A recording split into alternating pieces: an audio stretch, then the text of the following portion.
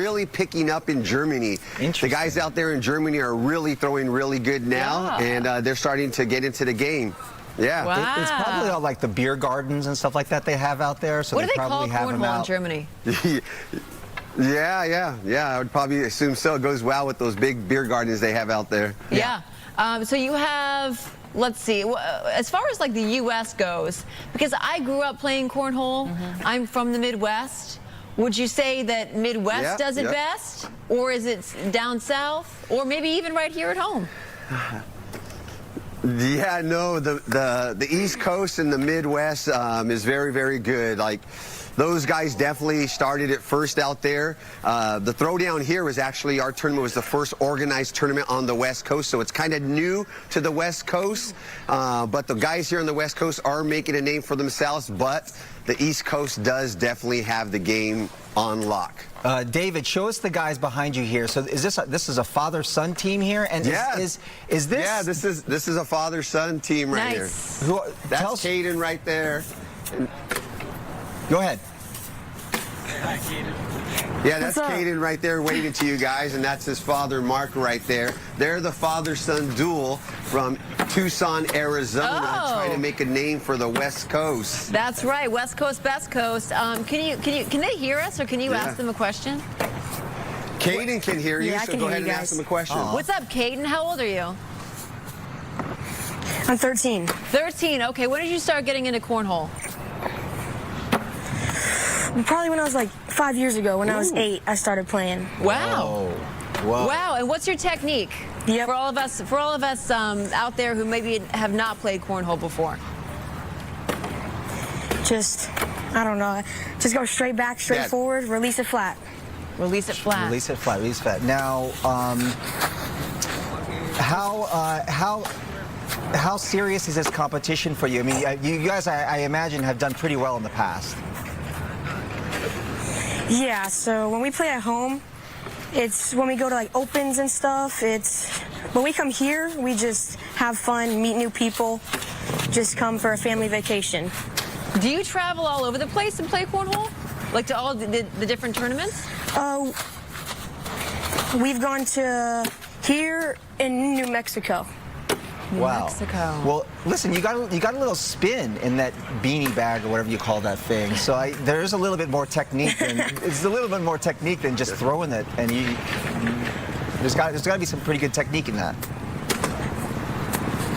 Yeah, I've been practicing for a while and who got you into cornhole in the first place? Learning.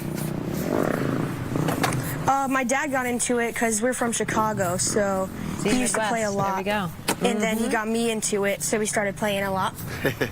Very cool, very cool. I like it. It's a good father-son bonding experience. Hopefully you win some cashish. Wouldn't that be nice? What would you do with the winnings? Yep. Probably save it up for the future. Aww. That's nice. David, before we go, really quickly, if people can come out and take part in this, is this ticketed, or what do people need to know? Yeah, it's a ticket event. They could buy them online at the throwdowncornholefestival.com. But if they don't do that, they could drive down to the festival and get it here at the festival gates. We do have tickets available for purchase here at the gates. It's a great weekend for all ages. It's family friendly. It's like I said, the world's largest cornhole festival. We got great food. We got vendors. We also have X Games specialist Kobe Raha. That's going to be doing a mega jump over our truck show here. Whoa. And he's jumping over our food trailer, so that is huge. If anybody's into the X Games, he's broke all kinds of world records, and he's duplicating Evel Knievel's records and breaking those. So he's going to be jumping Saturday and Sunday, as well as we have a full music lineup all weekend long. Wow. Whoa, woo. All right, David Garcia, have fun. Yeah. Have a great event. Thank you. Thanks, and hey, just as another we'll reminder. See all you guys out here. Thank you. Absolutely. Sounds good. Absolutely. You know, I've got to say, I'm not too bad at cornhole. Yeah, same. You? I can throw down, literally. Oh, You yeah. can literally throw down. Don't forget. I got Midwest inspiration, too. Yep. Yeah. Midwest by osmosis. I mean, right. I'll take that challenge. Yeah, Let's go. do it. Okay. Cornhole and Okay. ski ball. Ski ball. Ski ball. I'm an expert level ski ball. Let me tell you something. That's right. That's my thing. By the way, Ventura, So beautiful. So beautiful. Yeah. We love all our many viewers in Ventura. I know, Yeah, we do. exactly. I love going out there for a nice weekend. Entertainment sponsored by Yamava Resort and Casino. Let's check in on our poll, which my producer Mallory tells me is popping off this morning. Uh-oh. Okay, 66% say the 80s, 90s MTV mania craze, that was the era that ruled pop culture. Remember? And I couldn't agree more. Video killed the radio star. Remember videos for the first time, music videos on MTV? So 66% said that changed the game. 2%, on the other hand, are talking about today's trendsetters, and then we've got I don't think they really know what they're. You know, we haven't experienced enough of today to know what the trend actually is, and I feel like it also changes week to week. Yeah. Right. So we got some comments. Portia in Redondo Beach says, Y2K, no question. I like the way you do that right there.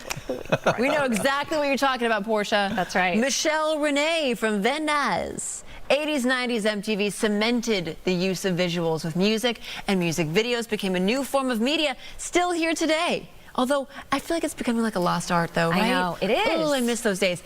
Everything is what it is today because MTV made you have to have image as well as talent. That's right. And sometimes image over talent. True. Armando out in Redlands is saying nothing beats the voices and music of the 70s. Disco, baby. Pure talent. Alex in West Hollywood, TLC's Waterfalls was 100% the apex of pop culture. A lonely the mother gazing the music out video, of the and the window. hard-hitting lyrics can't be rivaled because don't go chasing waterfalls. Rachel So from great. Los Angeles, Madonna, Janet Jackson, ooh, the Velvet Rope, and Paula Abdul all day. Harold, thanks for weighing in again this morning. The 60s beehive, 70s disco, platformer, bell-bottom, groovy days were the best of times, followed by the 80s MTV mania. Music television was special. It sure was. Well, you guys are really weighing in today. And we got some Mo for you. Mo in Stanton says, 80s and 90s is my era. Depeche Mode, Tears Depeche for Mode. Fears, and remember the song, Rock Me Amadeus, Amadeus, Amadeus. Yep, such happy days. Yeah, that's right. I could listen to 80s music nonstop all day, every day. Go to foxla.com/vote. Weigh in on who your pop culture icons were, and we'll read it right here live on the air. Thank you, everyone. Thank you for everyone for weighing in. All right, now from music to our mutts, our pups, our kitties. You know what day it is, TGIFF. Thank goodness it's Furry Friday. Thank you, Good Day LA DJ. We got the meowsic. Let's hit it. We've got oh my goodness. We've got Ariel from Upland. It's a whole new world on this Furry Friday. Very cute. Oh, this is a pose. Cat. Look at this. Are you ready for this name? This is Archibald Hijinks Christopher Wrinkleman the Nude. Wow. Put some respect. What a name. That's some big paws, though. In Chatsworth. Gotta be some like designer cat, right? Totally. With like a, Totally. Yeah. That cat is insured. Roxy in San Pedro. Roxy. Look at that. Roll over. You got Pee-wee. Oh, taking over the playground. Swinging into the weekend light. Oh, look at this. Ooh, I love that little face. Look at the pearls. That is Bill Cat from Huntington Beach. And I would like to know if those pearls are designer. Oh, my goodness. Clutch them. Clutch them. Oh, look. Mikey in Apple Valley watching us. Oh my God, that is hilarious. I know. Mikey picks and chooses who he likes to watch, though, for Furry Friday. He wants to see who we're featuring. So is Mikey going to be looking at himself right now? Oh, yeah. Izzy. Yeah, for sure. We got Izzy in Rancho Cucamonga. Izzy, your best friend? I think so. Molly in Grand Look at the Terrace. sophisticated tie. I love a lady in a tie. I do yeah, love that's that look, right. Yeah. We got Izzy Chanel from Whittier who says, Oh my gosh. Happy Dogust, the fashionable Furry Friday. We got pearls. We got the glasses. Don't forget Cabo in Valencia. Cabo. It's always a good weekend for Cabo, right? Sun's out, tongue's out. Always a good weekend, Cabo. God bless You guys really Cabo. brought it this week for Furry Friday, so thank you. That QR code is how you send in your furry submission. We make it easy for you. We make it easy, baby, because we love featuring your pets on Furry Friday. Wow, this was a good one. It's a good one. Yeah. Oh, I love that lineup. I love, was it Cabo? Cabo. Always a good weekend for Cabo. Jen said it best. Was it Sun's Out, Tongue Now? Tongue down. Yeah. Like your dog. Poor thing, I know. Yeah. Good morning, everybody. Good daily traffic sponsored by the offices of Jacob Amrani. Call jacob.com. Unfortunately, we do have some bad news here. A fatality, bus fire. Investigation is ongoing. Eastbound side of the 60 at Azusa Avenue through the Hacienda Heights area. We've been bringing this coverage to you all morning long, and it continues to really stall traffic. We're looking at speeds down to 7 miles an hour.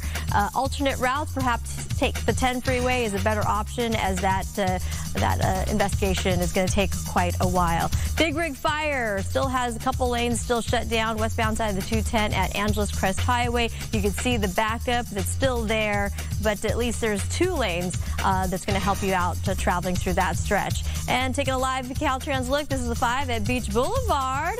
Looking great. The northbound side looking good, as well as the southbound side. Friday light in that portion of Orange County. Here's a look at some other traffic hotspots. So I do hot yoga every day. After the accident, my lower back was so stiff I couldn't move, and I called Jacob. They treated me like a king. I did not have to deal with anything.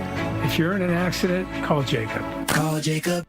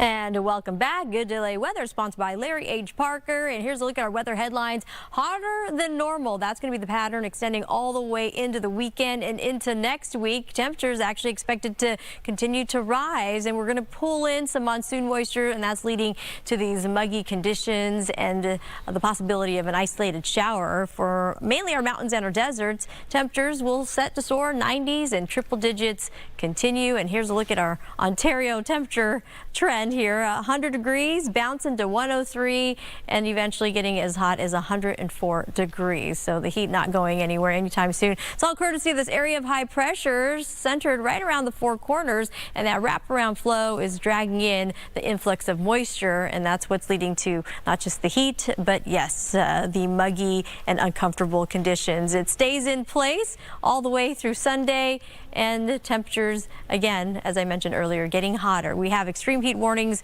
remaining in effect all the way through about Friday. So tonight is when we're expecting these alerts to expire. But if you're heading over to Palm Springs, it's still going to be pretty hot there. It's Friday, so people are going to perhaps going outbound to Vegas, where temperatures there hotter than average also. Coastal communities, if you're heading over to the beach for some heat relief, temperatures there also warmer than our normal beach standards, and keeping on with the 70s through next week. 90s on the way, and we're going to keep on with the 90s all the way through Wednesday and Thursday. Triple-digit temperatures holding steady, topping out at 105 by next Thursday for areas like Woodland Hills and San Bernardino. Mountain communities at 85 degrees with a chance of showers, more sunshine and more heat. More humidity for high desert Giselle, 102. Temperatures rise to 112 degrees to 113s by this weekend for Palm Springs. Back to you two.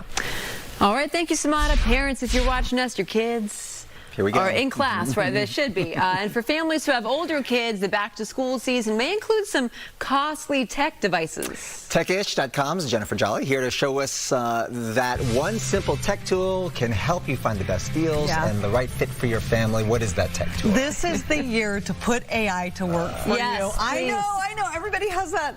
No, it needs to make our lives easier. But it does, and that's exactly the way to use it. It's a tool that helps you do a lot of things really quickly, but you got to know how to use it. You have to know the like perfect prompts. That's right. I'm here to give you those pro prompts. Okay, great. Let AI, let the right tools handle things like the logistics, the lists, the letters. It doesn't raise your kids for you. It doesn't manage your money, but used correctly. Here's my prompt. It took me about 30 hours to get to the most perfect prompts in the world. I did it so you didn't have to.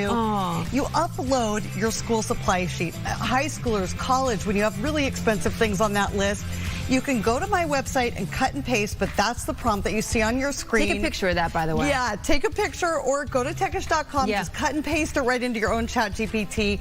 Then it'll price that list out for you. You'll get two lists. Here's the lowest cost for everything on that list, and then here's the lowest cost in one stop. So if you run to Target, if you run to Walmart, like everything's in one place. Wow. Then I ran it against Amazon, saved a ton of money. The other thing to know is if you don't have your school supply list yet, I know around here most people are back to school, but you can go to teacherlist.org. You can download it from there. Lots of easy cut and paste for that. One of the biggest things this year that everybody's paying too much money for is laptops. Of course. Because of the AI memory crunch, all the AI folks are buying up all the same chips that go into our laptops and tablets and all of our devices. So Ramageddon, the struggle is real. I used AI to find the lowest priced, highest memory, highest RAM devices out there that will still be great. Then I tested them. What I came back with was the Lenovo IdeaPad Slim 3i. This is a do-everything family laptop. 15-inch extra sharp 2K touchscreen, tons of memory because it has the brand new Intel Core 300 processor. That's designed specifically to keep laptop prices down in this time when they're super expensive. Prices on laptops rose $200 to $600 on single devices in 2 months. I didn't even think about that being the reason. Yeah, it's crazy. About the chips. And then the other laptop here, the Asus ZenBook A16. Okay, feel this. This is a giant 16-inch screen. Tons of memory, tons of RAM. It's so light. It's lighter than a textbook, lighter than a water bottle. Isn't that insane? These work computers that they're giving us here, it's like it's breaking my back. I know. This you can slide into a backpack. It's rugged. Both of these are really rugged. They can take a beating. All-day power. I mean, for real all-day power. They don't just say that. It stays charged all day. And this is built with this cerulean aluminum blend, and it's insane. Is it durable? Like if you drop it? Yeah, it's what they make fancy watches out of. Oh, okay. So, and it's kind of this proprietary blend. I've never seen anything like it. These are awesome laptops. Attractive, yeah. The next thing I used AI for, ChatGPT specifically, was finding out, okay, what's the right thing to give a kid who's not ready for a smartphone, but that you need to stay in touch with. Jennifer, I love that this is the thing again. Pinwheel phone. This is the newest of these landlines. You download an app. Oh, Roxy, are you watching? Yeah, The tin can. You download an app on your This is phone. different. You handle all of these, like who can call your child, who your child can call from an app on your phone. It's so easy. You plug it in, you plug this right in, you hook it up to your Wi-Fi. There's a smart safety layer built in too. If a number that you haven't approved calls it, so all those spam calls, scam calls, it just doesn't go through. Telemarketers, That's great. robocalls, strangers. This is, I've tested all of them. This is hugely trending, and there's a lot of new ones out there. This one works the best, easiest to set up, and a lot of those other ones that have been out maybe a year or so, a lot of people are having problems with it. This is the one I recommend. And you know what? Tell them that everything Y2K is new again. And this is what we grew up on right here. This is so cool. Yeah. I know. And now that you can sneak it into your room and talk to you can actually, parents can set time limits on it. The prompt I used to get to this is really interesting too, because you can use voice mode now in ChatGPT. Don't I know And you probably use it all the time. But you can have a discussion. Like you can say, interview our family. My child is 9. They need to reach mom and dad at these times. But, and then it'll recommend either a landline or a smart watch, one of the kid-friendly smart watches, so your tech can grow along with your child and they can kind of ease into it as they go. Great. The other one that's huge for everybody, the calendar chaos. It's insane. Calendars That's for are parents insane, too. It's like, right? Yikes. So this is another really trendy device, is having that one calendar. It can be a digital photo screen, but I love this one. Again, I've tested these out for years since they first came out, the Family Hub. This is where you can upload all of your calendars, keep everything in one place. This is new. It's from Greenlight. It's the Greenlight Family Hub. Just came out this year. Greenlight does like debit cards and stuff for kids and seniors, and I love them. I've talked about them for a long time. But this one is their brand new Family Hub. It pulls Google, Outlook, iCloud all into one family schedule that lives where everyone can see it. You can also manage chores on here. You can track their location, and it has AI built in that you can talk with. It's like a one-stop shop. So you can organize everyone's calendar in one space. Yep. Track where everybody is. Put all of your photos in one space. That's pretty great. I still have a calendar. A real calendar. Like a reel where you write down, we're going to bring you into 2026. Yeah, it's going to happen. Yeah, for families, I can't tell you enough how life-changing this is to live on the kitchen counter or right on the wall. Everybody who has them loves them. I think we're out of time here. So great to see you. It's so good to see you too. Some great stuff here. To learn more about letting tech help your everyday hustle, head to techish.com. Jennifer Jolly's website. Yeah. Thank you. Thank you. The best. Those are some great AI prompts. They really are. They really work. I would never think to ask it. Let her do the work so you don't have to. Now the phone.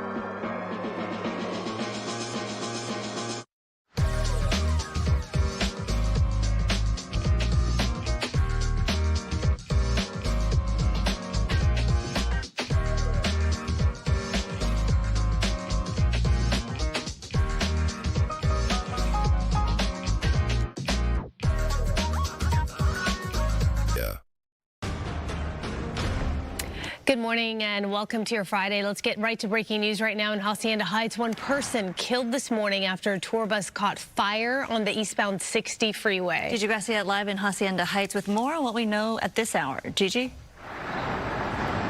Good morning. We're on a pedestrian bridge here on Garo and Hinnon. And first of all, I want to show you the traffic situation. Even though the 60 East has been down to 2 lanes for hours now, the backup can be seen 4 miles. And now, photographer Brian Shaw, let me show you why. Up in the distance there, the fatal bus fire. And just moments ago, we saw the medical examiner's van arriving to start that part of the investigation and, of course, to remove the remains of the deceased. Let's go to some video. Sky Fox was up above this accident or this fire early this morning. Again, just after 5:30 is when the 911 call started coming in, reporting a passenger bus on fire on the 60 East, just west of Azusa. Firefighters arrived. A lot of people had managed to get out of the fire. There were a couple of injuries, and sadly, someone inside did not make it out. That person pronounced dead here at the scene. Now, we believe this passenger bus belongs to a local transportation company that travels from the United States to Mexico and back. Now, they travel from several points here in Southern California, Nevada, and other states, and they go to many of the different states in Mexico, and of course, they also come back. We know that there was some kind of a translator needed to be able to communicate with the bus driver this morning and Highway Patrol. We don't know if the fatality was possibly one of the drivers. This bus line often has 2 drivers on board their buses so they can alternate driving, or if this was a passenger. We hope to learn more from the California Highway Patrol. Meanwhile, a SIG alert has been called. I want to bring it back here live to the freeway, down to 2 lanes only until you pass the fatality. So the traffic is backed up, absolutely backed up 4 miles. You'll want to avoid the 60 East through Hacienda Heights. Reporting live, I'm Gigi Gracia. I'll send it back to you. What a mess out there, Gigi. Thank you so much for that update. On to this now. Cleanup work at a burned-out Lineage warehouse in Boyle Heights still isn't done. Yeah, so the company actually missed another deadline to finish the work by yesterday. Let's go to Mario. He's actually here in the studio with us this morning to give us the very latest. Hi, Roxy and Sandra. The company says they're almost there. They're in the final phase of this cleanup process, but it's been more than 2 months after that massive warehouse fire in Boyle Heights. Families still waiting for relief, and the company behind this cleanup now missing another deadline, and residents say they've had enough. They are still living with the smell of rotting food. Lineage missed another cleanup deadline yesterday after missing the city's 45-day completion date earlier this month, and the company says it's in the final stages of removing that food waste. But Mayor Karen Bass says city workers and inspectors went inside the warehouse yesterday.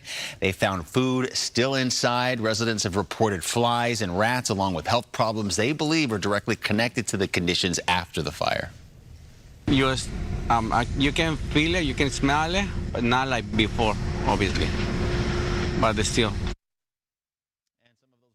Are dealing with vehicle issues. City leaders have now pushed for some relief for people that have been hit with towing costs or parking citations connected to the response. But right now, the biggest fight is over the cleanup as it continues this morning. The city, again, expected to go back inside the warehouse today, inspect what still needs to be removed. And we've reached out this morning to Lineage for more details.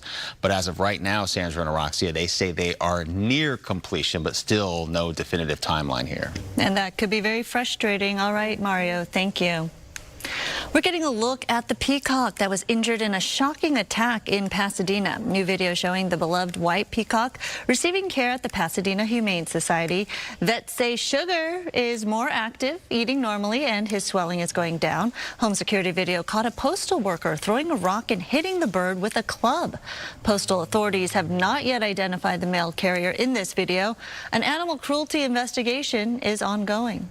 In the meantime, the infamous Wilbur the pig has a new home. The runaway pig went viral after tearing through West Hollywood last weekend. No owner came forward, so the West LA Animal Shelter put him up for adoption. And 4 people showed up. Grammy-winning songwriter Dan Warren actually won the auction. Excited. I'm going to bring him home to a beautiful home where he'll have other friends, and we're really grateful that we won the bid. Now, Wilbur is going to live on Warren's 7-acre animal sanctuary in Malibu. Not bad, huh? He'll have plenty of room to roam around. He definitely is a cutie.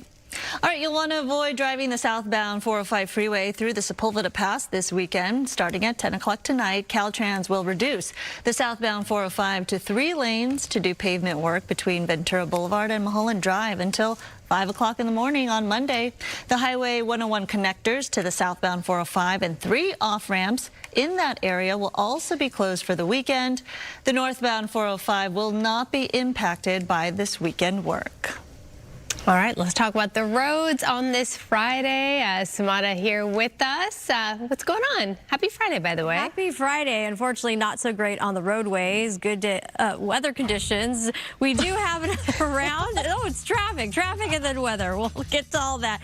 Traffic brought to you by DTLA Law Group Accident Injury Attorneys. We do have a couple of issues working out there. We're going to bring your attention over to this ongoing SIG alert. And sadly, as Gigi brought to us this information earlier, a fatality, bus to fire investigation continues on the eastbound side of 68 Azusa Avenue. And look at the delays continue to add up, backing you all the way up to the 605 and speeds down to 6 miles an hour. They're going to be working that scene for quite a while. Here's a look at our live Caltrans camera, both directions, the 91 at La Palma, as well as the westbound stretch. Hey, Friday light for that section of the road. Here's a look at some other traffic hotspots.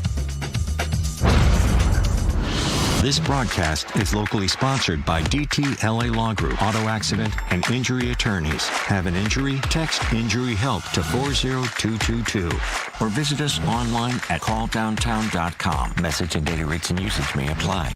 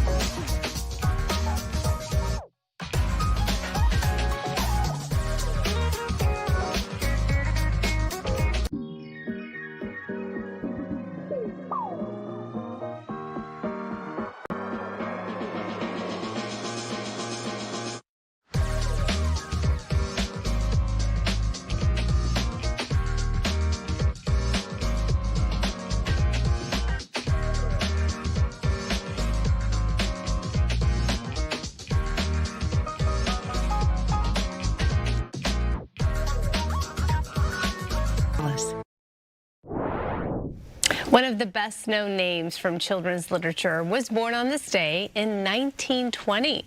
Can you guess who this is? Well, it is the real-life Christopher Robin, son of Winnie the Pooh author A.A. Milne.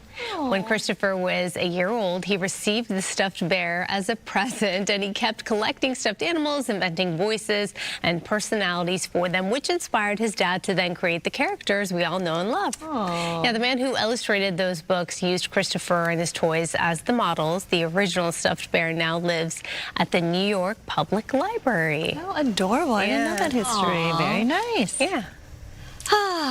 Let's take a nice deep breath.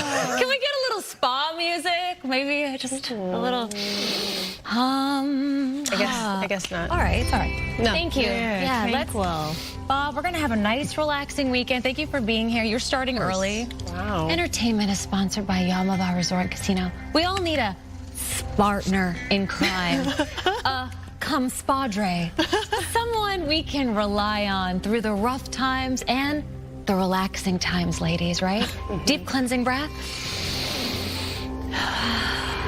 Which is what the latest lady-led rated R comedy spa weekend is all about.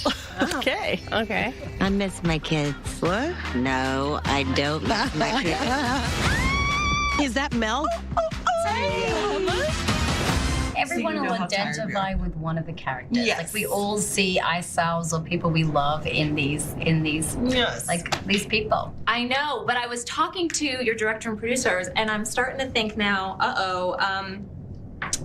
am I you in the friend group? Because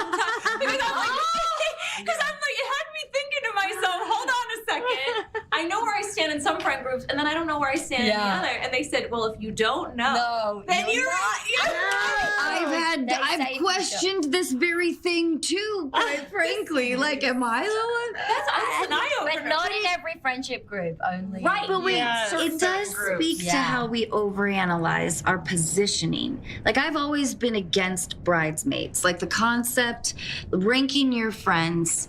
I didn't have bridesmaids. And she's had a lot of weddings, so she's I've had a lot of no, I've eloped. Oh, but I'm 3 an times. eloper. That's how but the idea of I love this. But how we're perceived by our friends, how much we take that in and define us or refine us. But it's something that we probably think about too much. Yes. Right? Like. Right, but I don't like it when I have a friend that like makes a new friend and then they prioritize the new friend, and I have been through their divorce, through their the perimenopause, through female pattern baldness, and now you've got a better offer. Relax. Yeah, 100%. That's because you're ferociously loyal. I am loyal. This is a good friend, Vince. I like this. Yeah, you know, and I don't like always being the one to initiate everything. Yeah. I want to be invited. Invite me. Right. Yeah. But then I'll see on social media you went out. Who arranged that? Yeah. And by the way, when you set friends up with other friends and then they just go off into the I think that's a cardinal rule. That is like, you have to be included. Listen, you have to be included in the first, I say, between 2 and 4 hangs. Okay. Oh, you're gone 5. Oh, you're concerned. I say 2 to 5, and then it's okay. You have free live your lives. Yeah. But I'll never forget. Think bridesmaids with bathrobes. Nice. Spa weekend. It's fun, and it really makes you think, who are you in the friend group? So who are you in the friend group? Which friend group? Yeah, I don't have any friends. To start off with. I'll tell you though, I have many friend groups, and I always think to myself, if I was to like throw a party and brought all these people together, it would be the randomest mix. That's called your wedding. Right. Yeah. But there's a lot of people I didn't know at that party. Are you the same girl in each friend group? Because sometimes you're a different character in each friend group, right? Sometimes like you're the wild one in this friend group, or the calm one in this friend group. No? No, I'm pretty much the same. That's called bipolar. Bob is so deep in his robe right now, just handing out advice. I love it.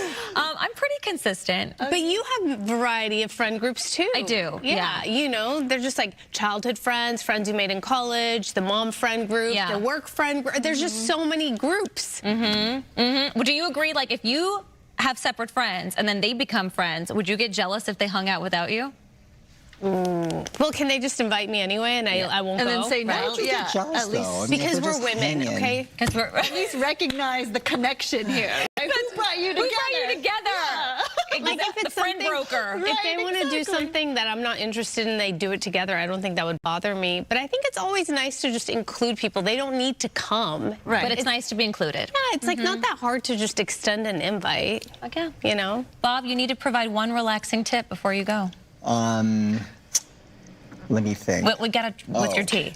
Is that real tea? Yes. Yeah. An exfoliation.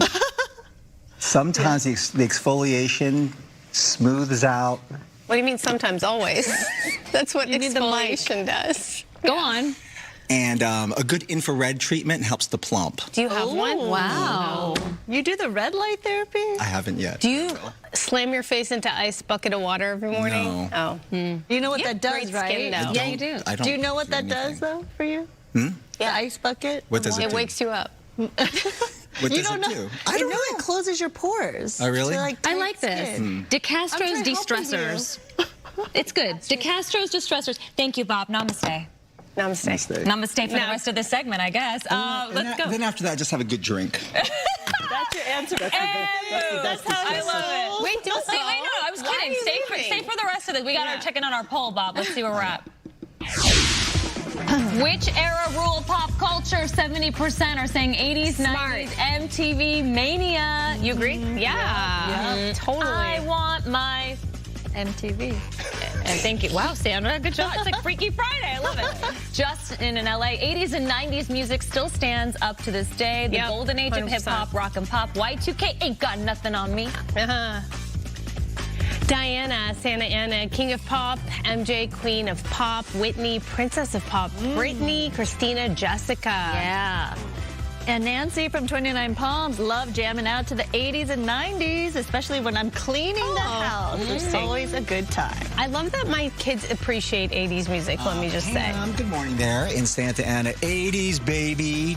Duran, Adam Ant. I want my MTV. I want my MTV. Travis in San Bernardino, there is no music like the 90s. Nothing beats the vibe and style of the 90s. I agree, Travis. I love the 90s.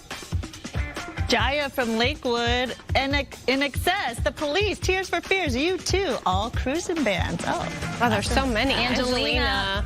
80s, 90s for sure. My era will never be played out.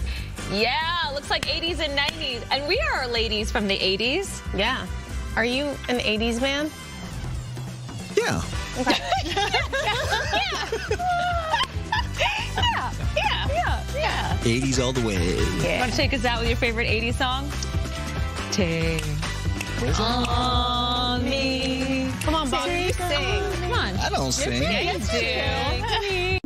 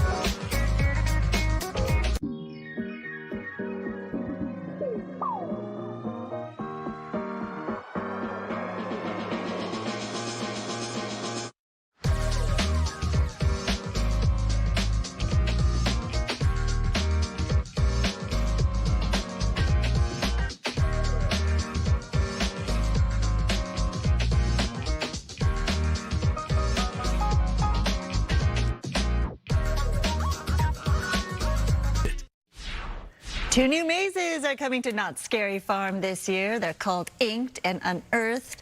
In Unearthed, you'll be taken through this disturbing journey through an excavation site, and cartoon characters come to life in Inked. Knott's Scary Farm kicks off September 17th and runs through Halloween night. And due to the explicit and frightening nature of the shows and mazes, it is not recommended for children under 13. Very scary. You like it? I love it. I'm doing all the Halloween things. We know. Yeah. I've been to Knott's Scary Farm. I definitely go to Halloween Horror Nights. Do you go to Knott's Scary Farm every year? I don't go to Knott's every year. It's a little farther drive-wise, but I do like to go maybe every other year to mix it up. How about the ones that you have to sign a waiver, sign your life away? Let's go. They throw spiders on you. No, let's stop. They don't throw spiders on you. Spiders. Where are you exaggerating this story? Yeah. Where do they throw rats and ants? Oh my gosh. You're crazy, Sandy. You're wild. You're wild. Amanda, this is your time, girl. It's my time to shine. It is. Absolutely. Okay. We've got some hot temperatures on the way, all the way out to Catalina Island. A beautiful look. We've got the ocean on the calm side. Temperatures even for Catalina Island will be warmer than normal. That's going to be the trend all the way through this weekend, especially inland areas could push into the 90s and triple-digit heat. Monsoon moisture keeping us very humid and uncomfortable, and with that buoyant air mass, it is also producing the instability and perhaps another chance of a pop-up shower. Temperatures will rise even further going into next week, so we've got eyes on Monday, Tuesday, where temperatures will be warmer than where it is today for Ontario. So really got to feel for those folks in those interior valleys. But again, a reminder to keep heat safe, stay well hydrated with a lot of water, and stay indoors in the air-conditioned areas. This area of high pressure that looms just around the Four Corners, and that clockwise rotation in the atmosphere grabs a hold of the subtropical moisture and it pushes it into Southern California. And with the influx of all that going on, it's pushing in heat and humidity into not just this weekend, but beyond. We're going to close out August perhaps on above normal note as well. Meantime, if you're traveling, it's Friday. Happy Friday, everybody. We've got Palm Springs as well as Vegas into Lake Havasu, pushing into Phoenix. Extreme heat warnings remain in effect through at least tonight. Temperatures well into the triple digits for those communities. Out to the beach, if you're looking for some relief, warmer than normal conditions even for our coastal areas. We've got numbers staying pretty current and pretty even into the upper 70s, 90 degrees temperatures for our lunch hour, and eventually getting hotter into Wednesday.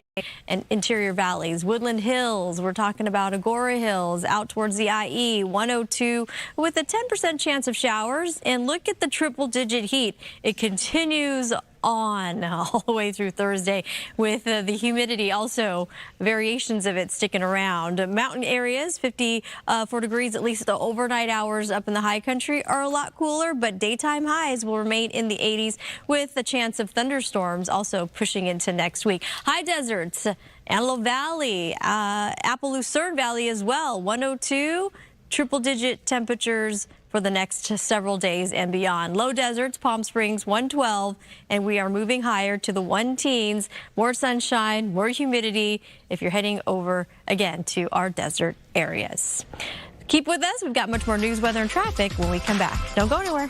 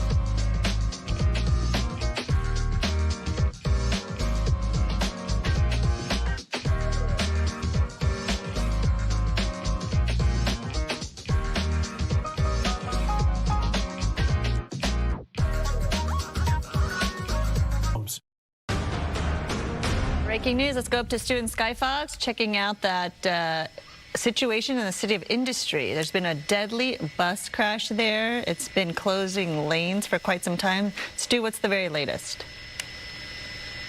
Hey, good morning, everybody. Yeah, it was earlier this morning. There was a bus fire. It seems to be some sort of tourist bus out here. You can see it on the side of the road. This is going to be on the 60 freeway eastbound at Azusa in the city of Hacienda Heights.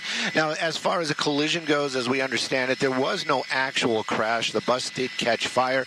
LA County Fire Department was here very quickly, and they worked to put those flames out. And also the bus driver used fire extinguishers to try to knock those flames out even before the county fire trucks arrived. Sad to say, one person did lose their life aboard that bus. Unclear how that happened, but right now you can see there's an investigation ongoing. The coroner, that's actually the medical investigator right there, that guy in the black shirt, just arriving here on scene. He was checking in with California Highway Patrol. The van is there as well. He's going to go on board. He's going to figure out, do the preliminaries on how this person did pass away. Again, 2 other people taken to local hospitals with minor injuries. This has been here since the morning hours. They just opened up 1 more lane. So now you have 3 lanes of traffic on that eastbound 60 freeway. That backup is still huge. We're hearing numbers about 60 minutes from the 605 over to the Azusa off-ramp. So if this is your drive this morning, think about an alternate, maybe the 91, maybe the 60 freeway. Again, though, 1 person losing their life on a bus this morning after it caught fire out here in the Hacienda Heights area. I'm Stu up in Sky Fox, sending it back to you all in the studio. Oh, that is really tragic there, Stu. Thank you for the update there.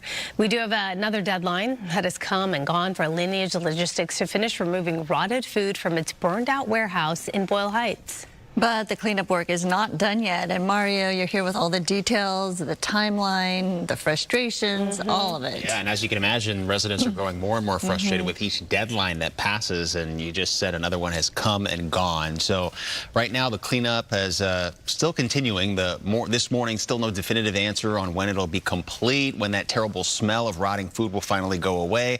And city workers, inspectors, went inside the warehouse yesterday and found rotting food still inside. So the city's expected to go back inside and inspect the property again today. This all started with that massive fire at the Lineage cold storage warehouse back on June 17th. It burned for 8 days, and once the refrigeration was lost inside, tens of millions of pounds of frozen food began spoiling. And the city originally ordered the bulk food waste be removed within 45 days. That passed August 14th. Lineage disputed the timeline, arguing that the 45-day clock shouldn't have started until July 7th, when it was safe to go inside the building. That passed yesterday, August 20th. So City Council, we're now learning, is also pushing for relief for residents who've had cars towed or ticketed during the emergency.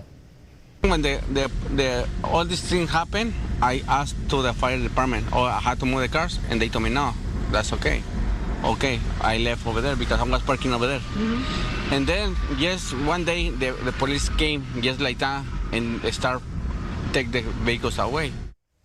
Just another issue there. Some residents say they were given little or no time to move vehicles. City officials now working to waive fees and address some of the parking citations connected to the fire and the response there. Now, Lineage said hundreds of workers are still working around the clock, removing residual food, power washing, disinfecting, and deodorizing the facility. So there is still work that needs to be done, but the company says they're getting closer to the finish line. But with this inspection process that's going to take place, what if the city finds other things, violations, food still there? What's going to happen? And that's likely what we will see. Right. The penalties have been adding up to maybe like $2,000 a day. So every day that inspectors go out there and they do find some of that rotting food, they are, facing penalties, the company Lineage. So the city, because of that emergency order that was issued last month, they do have the power to come in and take over the responsibility of cleanup and then bill Lineage, but that hasn't happened yet. So they're still saying that they've got hundreds of workers around the clock. It's still on the way. And then when it's like all said and done, what happens as far as the warehouse itself? There was talk about the location perhaps changing.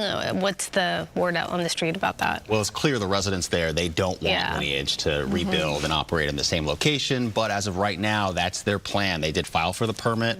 That's been put on hold until the cleanup process is done, according to the mayor's emergency order. But but they're clearly two different sides of this. They want to continue to operate. The residents want them out of their neighborhood for good. Right. Imagine the rebuilding process of that entire warehouse and just the construction around that area.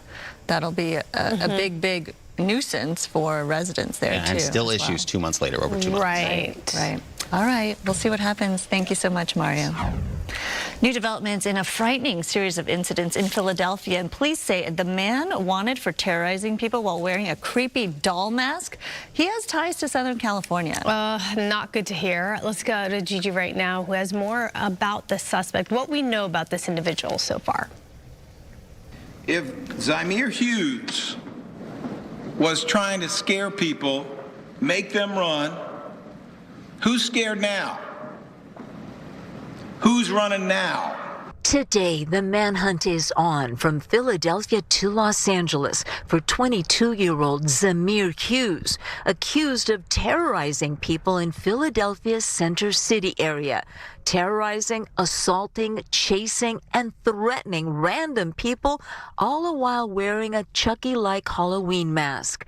Police, who say Hughes is actually on probation for another crime, has ties to Los Angeles and Las Vegas, and may already be here. Surveillance cameras throughout Philly's Center City capturing the bizarre behavior, including one incident where he chased a female runner around Dilworth Park, all the while, say police, appearing to record everything on his cell phone. And that's not all, because they say as he chased her, he repeatedly asked her if she was ready to die. She kept running, and while she managed to get away, she did end up following and seriously hurting herself, injuries that police say will now require extensive medical care. I think he filmed this for social media content, either A, for his own sick personal amusement, or B, he had plans of posting it online at some point and possibly monetizing it. The DA says Hughes is facing both felony and misdemeanor charges, including assault, and they're hoping that anyone who sees him will call police right away. That is so disturbing. That was Gigi Gracia reporting. More to come on that for sure. All right, let's talk about the weather. What's it like for the weekend? Hi, Sabana. I'm going to let you guess. Hot. The same. That's right. Exactly. It is unfortunately going to be hot, and not just the heat that's going to bother us, but the humidity as well. It's back. The monsoon moisture, so temperatures are going to be well into the 90s and triple digits. Feels like Florida. It does. A little bit of the tropics. Bad hair days. Yeah, exactly. So drink lots of water wherever it is that you plan on heading this weekend. We've got numbers, more 90s for your Saturday, your Sunday, your Monday. Should I go all the way into the middle of next week, where temperatures will be very similar, very minor day-to-day changes, all courtesy of an area of high pressure that continues to bring in the heat.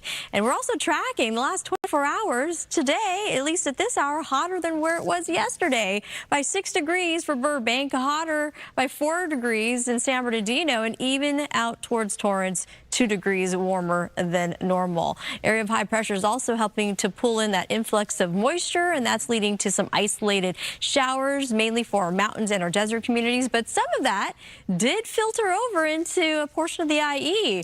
Areas like Loma Linda and Colton. Early this morning, about 2 a.m., there was a lightning strike there, courtesy again of the instability that produced 12 1/100ths of an inch of rain. So that could happen again today. Forecast highs, we've got 100 degrees for much of Santa Clarita Valley. It is hot and baking across the San Gabriel Valley as well. The IE, a range of triple digits, topping out 104 degrees in San Bernardino, 102 for Woodland Hills. And if you're heading over to Palm Springs, it's Friday. We've got extreme heat warnings that do remain in effect through tonight. Take a look at our 6 to 10 day temperature outlook. There is that higher probability that we're going to be experiencing hotter than normal conditions then as well, all the way to the end of the month. And I will not be surprised if September 1st will also be hotter than average. just take care as we experience this ongoing heat wave. Back to you, too. All right, thank you, Samada.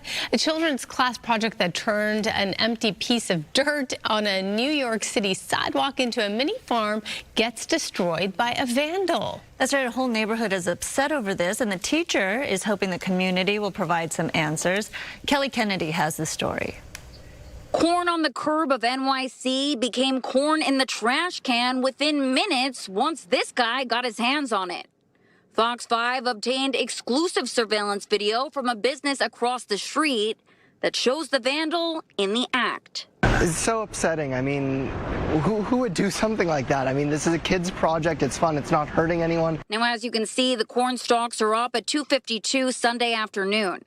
Then a man rides up on a city bike and starts tearing it down. So it was truly a shock to come back on Monday morning, literally early in the morning, to see that our corn was in the trash can and not knowing who did it, why they did it. The suspect also has a garbage bag, which he appears to dump something out of, then he rides away.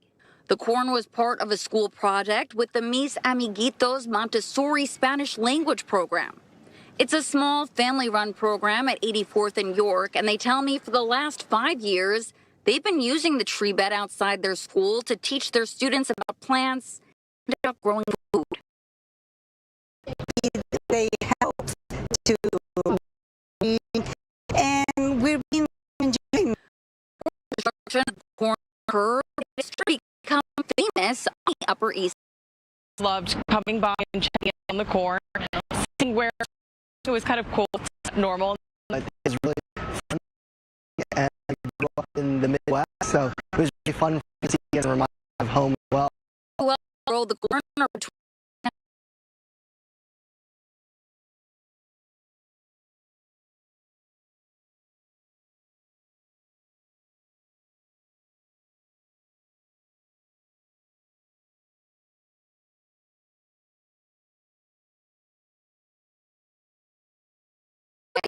ready to harvest. You had worked so long, and it's that I know other words than devastating. Reported this on Tuesday afternoon. I feel targeted as Latino children. You the children of the city. And Kennedy had an update to her story to in their and heartbroken because destroy corn plants. The plants are students lovingly cared for program. It goes on to ask the reason who the vandal is. And officials say is it probably to plan actually. So hopefully the kids can plan more. If you're looking for an idea of the weekend, family, speaking of corn, we got something for you. Something cool kicking off today at the Montgomery County Fair, the 15th annual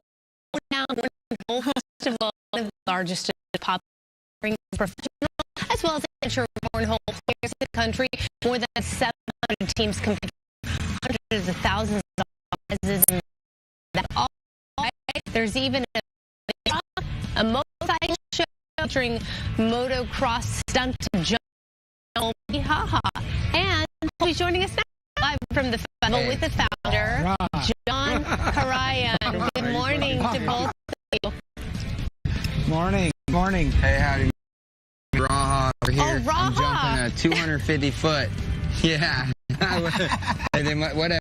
So check it out. We're here at Thurman. I'm doing a massive jump. I'm going over about 40. This is the real 250 foot is life-threatening jump. And I couldn't be happier to be this fun than this weekend. So, John, it's exciting. You put the thing on. Tell us about it. It's exciting. Kobe's going to do a mega jump over motorcycles, 60s and 70s, blazes, bronze. At first, about 30 feet in the air on a scissor lift with the American flag and the national anthem, Jimi Hendrix style, as Kobe clears everything over 200. Yeah, Chuck Liddell. Yeah. And it's for the kids. I'm gonna tell them, stay in school and don't do drugs and work hard at whatever it is you want to do, because you know, that's what I did. And I got here, I broke 4 world records last year. I won 7 gold medals in X Games. I won one here in Ventura at X Games, and now today I'm going to do a huge jump, and I think it's going to be good for the community to see this, because you know, you're not going to be able to witness somebody jump that far. Probably, you know, who knows in the future. The only guy doing it, and it should be fun. So here, I'll give you guys a little demonstration.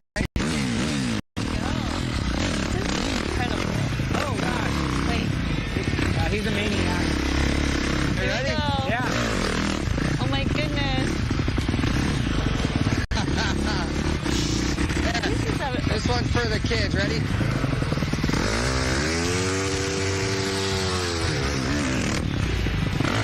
All right. Hey, we'll see you here at Throwdown, right, John? That's right, baby. Let's have some fun. Thank you, guys. Oh my gosh. Yeah. Hopefully I don't crash. You're but amazing. I work hard, and I think I'm going to land it. You are. I love your confidence. You're going to do it, Colby, all the way for the kid. Best in the world. Best in the world. Tune in. I got a world record in November. It's called Record Breakers. Recordbreakers.co. That's where I'm going to be posting all my new world records. They're coming up. El Centro, California. The Evil Knievel family is mentoring me on this. They're helping me get to the next jump. Thank you to them. And I got my new Dixon signature flannel just dropped online too. So go buy one. They're limited quantity. High quality stuff. Amazing. I got mine already. All right. Looks and I'll like see you here at Throwdown, right? We got music, cage fights. Yeah. sounds good. I want to go, definitely. Festival. I want to witness you in person. To making that jump over all of that. Wow, incredible. Thank you so much. What a fun event. Thank you, John. Thank you, Colby. If you want to check it out, today's action goes from 11 this morning till 10 o'clock tonight, tomorrow from 8:30 to 10, and Sunday from 9 to 9. We'll be right back.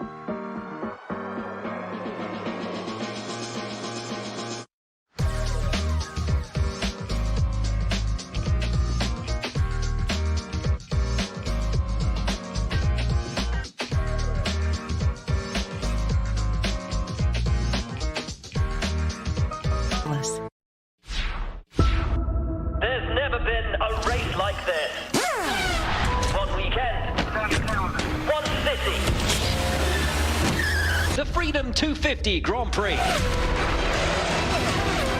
7 turns, 1.7 miles. Look at this crowd. Fans have turned out in a huge way. He has momentum now, past the Capitol. This is history in the making. Wow. Doesn't that get you pumped up? Look at We this. are pumped. How We cool are is ready. this? I know. Right. This is not just a race, it's a birthday party at 200 miles per hour. Imagine that. And it is a Freedom 250 Sunday right here on Fox 11. This is so cool. It's the first of its kind race, all right? And it's staged all around the monuments. And this is what it's going to be like at the nation's capital. Let me show see all you. of this. So are you ready? Wait, hold on. Your marks. Get set. Go. Oh, hold on. I got to go like this. Woo! Mine works. This is mine. Okay. It's so fun, though, to see all the action. I mean, obviously, it's pretty this is scenic. A model, but clearly it's going to 'to be so amazing. This is cool. The first of its kind type of race. So the coverage starts Sunday morning right here at Fox at 8:30, and you're going to see 7 turns. It says 7 turns. Just imagine. Fast track. Why is it? We'll get it to work eventually. It's so fun because it's great for the family.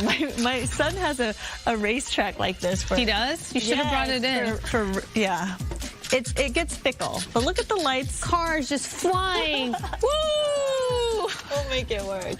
But it's going to be so exciting. It's going to be right here on Fox 11, the first of its kind. Did you see the crowds that are going to be packing the nation's capital all along the monuments?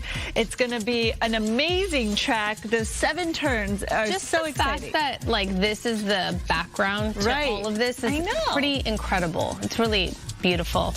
I can't wait to see it. Check it out right here on Fox 11. Samara, I know you're going to be watching. Oh, very closely I will be watching. We are, of course, closely monitoring the weather conditions there this weekend. There is building chance of showers and even isolated thunderstorms moving into Saturday and Sunday. So we'll have eyes again on that. But cross your fingers that the weather can at least mostly cooperate. Temperatures here at home, hotter than normal is going to be the pattern. Temperatures inland will be pushed back into the 90s, already hot and humid at this hour, and we're only getting hotter. Low hundreds in store for our valley areas. We're also dealing with the sticky, uncomfortable conditions due to higher humidity levels. That monsoon moisture is with us, and it's also giving us the possibility of some pop-up showers, mainly for our mountains and our desert communities. The temperatures will continue to be, I would say, a little hotter going into next week. So it'll do this area of high pressure, hot and humid conditions. And you can see as I push this forward, animate this out, not a whole lot of movement, and that wraparound flow continues to bring us the influx of heat and humid conditions. Extreme heat warnings do continue through about 8 o'clock tonight. It's Friday, so if you're heading over to Palm Springs, you're going to have to expect triple-digit temperatures, about 112 degrees today, perhaps even getting back in the 1-teens tomorrow. Vegas, Phoenix, if that's where you're heading, it's going to be hotter than normal there also. If you're looking for relief, down to the coast, the beach, 79 degrees, lots of sunshine. We'll keep on with the upper 70s there, out towards areas of our inland communities, Boyle Heights to Santa Ana, Anaheim could be reaching 90s today, and 90s is the pattern. Very steady in the triple digits for the valleys and the IE going into the weekend, as well as pushing into next week also as we slowly close out August. It's going to continue to be hot. 85 degrees for our mountains with a chance of thunderstorms, and high deserts 102.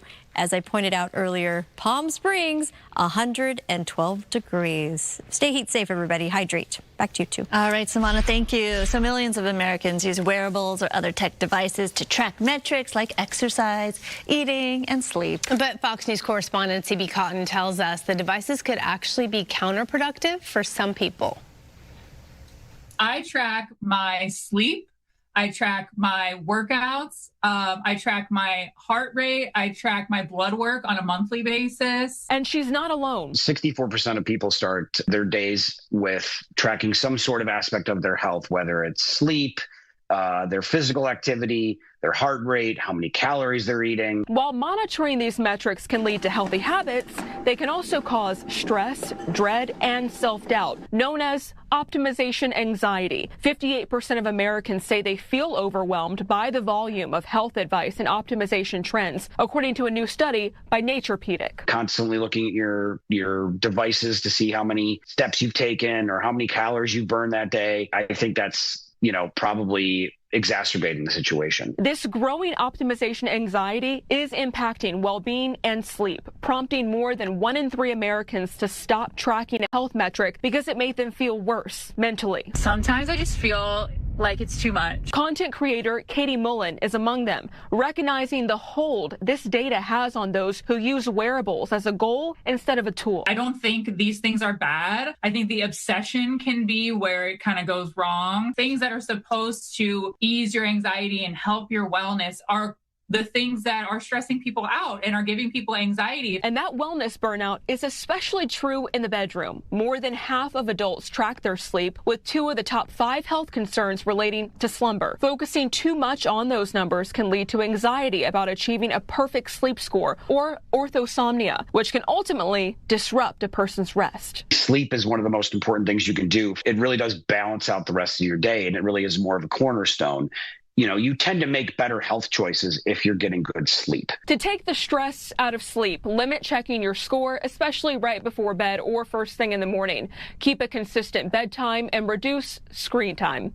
In New York, CB Cotton, Fox News. All right, if you want to be chill, think panda. They know how to keep it relaxed, even on their birthday. Twin giant pandas, Lenny and Lottie, were just loving the treats they got to celebrate turning 2. This is at the Berlin Zoo. The cake was actually made from frozen beetroot and carrot juice. Zookeepers say the twin sisters are becoming increasingly independent, but still spend much of their time with their mom. Apparently, Lottie has developed a taste for bamboo and is very cooperative with the doctors. Meanwhile, Lenny is always still a mama's girl. She is less enthusiastic about health checks there, but happy birthday. They get to Pandas celebrate. are so cute, but you got to remember they can literally tear your face out. Yeah, exactly. But limb to limb, yeah. But they're just like So something unique. special about them, right? Yeah. Look at that face. Oh, so adorable. All right. Well, We should have just left it on the cute face. Yeah. We'll be right back with the 10 o'clock.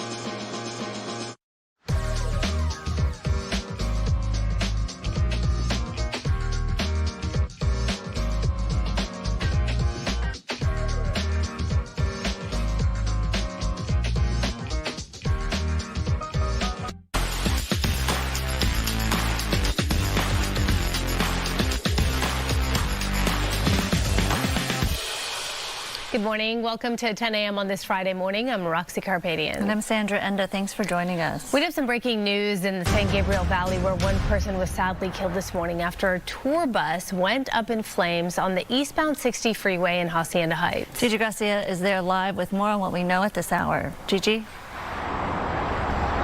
We're on a pedestrian bridge here off of Garo and Hinton, if you're familiar with the area. I want to give you a live look first at the 60 East. It is at a dead stop right now. It's been stopped for a while now. It appears they may be reopening traffic. I'm going to ask photographer Brian Shaw to turn the camera around and show you why. Traffic is starting to move, but only 2 lanes are open, and in the distance there, you can make out the reason why. We have some video we cut for you because Skyfox was live above this fatal bus fire. Now, this is a passenger bus. We actually spoke to the company earlier. They specialize in trips from the United States and within the United States back and forth to Mexico. On Fridays, they actually have a bus trip to Las Vegas, and this may have been it. About 5:30 this morning, the 911 call started coming in, reporting the passenger bus on fire. When firefighters and the California Highway Patrol arrived, they found that most people had made it off the bus, but sadly when they did a search inside, they did find someone who died on the bus. Now, unclear if that could be the bus driver or a passenger. No word yet from the California Highway Patrol. A SIG alert was declared, and again, the 60 East here through Hacienda Heights, a city of industry. This is all happening west of Azusa, is down to 2 lanes, so you'll want to avoid the 60 East for the next foreseeable future. The medical examiner was on the scene. They're conducting that part of the investigation and eventually will identify the deceased, notify their family, and that name will be released. Reporting live off of the 60 East, I'm Gigi Graciet. I'll send it back to you. All right, Gigi, thank you for that update. On to this now. Cleanup of the burned out Lineage cold storage warehouse in Boyle Heights was supposed to be completed by now, but the work is still continuing there. Yeah, so Mario is here with us in the studio to talk a little bit about how it's going. When is it ending? I think that's what everyone wants to know. Yeah, it's hard to believe that we've been talking about this now for over 2 months, and the company has missed multiple deadlines, which is more and more frustrating for residents. So that massive warehouse fire in Boyle Heights, well, families still waiting for relief. The company behind the cleanup now missing yet another deadline. Residents there say they're still living with the smell of rotting food inside. Lineage missing the deadline yesterday after missing the city's 45-day completion date earlier this month. The company says it's in the final stages of removing the food waste, but Mayor Karen Bass says city inspectors went inside the warehouse yesterday. They found food waste still inside. Residents have reported flies and rats, along with health benefits or health problems they believe are directly connected to the conditions after the fire. You can feel it, you can smell it, but not like before, obviously. But still. And city leaders have also been pushing for relief for people hit with towing costs or parking citations connected to the response. But right now, the biggest fight is over the cleanup. The city's expected to go back inside the warehouse today for further inspection and see what still needs to be removed. But the process still continuing there, and residents growing more and more frustrated. Sandra and Roxia. So do we have an exact date when Lineage thinks it'll all be done on their side? We still don't know, and we've been reaching out to Lineage this morning. They only saying that they're in the final stages of this cleanup process. They've got hundreds of workers still around the clock, and they specified that some of the most challenging cleanup is in 6-story racks that stretch for miles, and there's still food lodged into those racks. So you can imagine with all stench, the and the melting with all the fire and the original aftermath. So it's still there. And then as far as like people who live in the area, are they still connected to the resources? They are still getting resources. The city of LA has a Boyle Heights recovery page where they get up-to-date information. The mayor says they've relocated up to 1,300 residents. Wow. They've been giving out purifiers, bringing in mobile health clinics where they can screen the residents for some of the respiratory issues that they've been having. But the residents say they're limited, and some of the programs do die out. So they're out there, but you have to kind of look and see what you're still qualifying for. Big headache for them, you know, to navigate the whole process and all the red tape perhaps that's there with that. All right, Mario, thank you. Thanks, Mario. LA County deputies in Sunland shot a pit bull. They say attacked them during an arrest. This happened Thursday afternoon on Foothill Boulevard. Video from Sky Fox and the Citizens app shows the scene right there. Deputies first fired a taser to subdue the dog, but when that failed, an officer began shooting. The dog survived and was taken to the vet for treatment. Deputies reinforced they tried to use non-lethal force first. And we are getting a look at the peacock that was injured in a shocking attack in Pasadena. New video shows the beloved white peacock received care at the Pasadena Humane Society.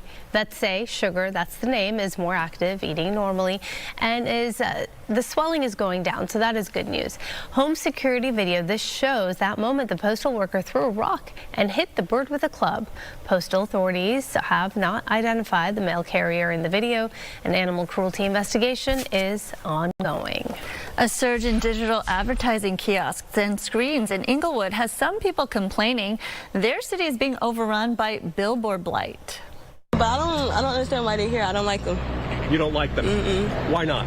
Because they just making up room, taking up room. They're taking up room. Do you think that they're distracting? Yeah, I do. Some call the flashy kiosks and billboards light pollution and blight. Others say it's just the way of the future. Advocates point to the potential economic benefits for the city, but others say they don't like the way the screens have changed the landscape of Inglewood.